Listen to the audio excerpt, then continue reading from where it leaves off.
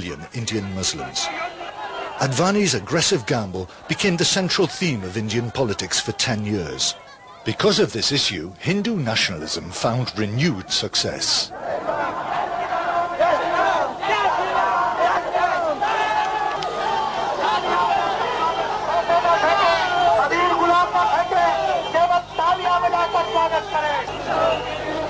On the 6th of December 1992, a crowd of Hindu extremists bypassed indecisive officials and the unmotivated forces of law and order and reduced the mosque to rubble.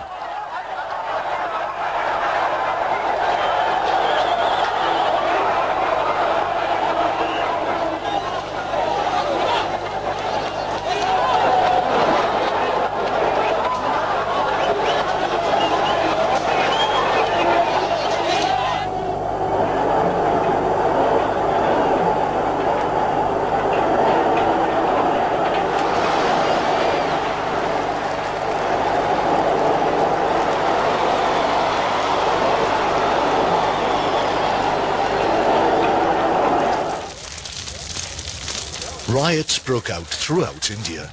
Muslims were hunted down, and in Bombay the scenes of violence recalled the massacres of the partition era.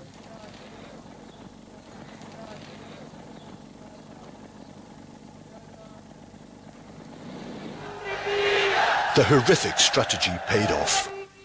Muslims were now held responsible for all the evils and all the failures in a country which was 80% Hindu. The nationalists reaped the harvest of their hate campaign.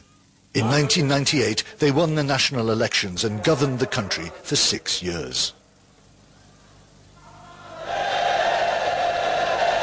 I think perhaps most important of all is that Gandhi believed very strongly always in talking to your opponent, to winning your opponent around by dialogue, by conversation, also by charm, but by trying to win people over.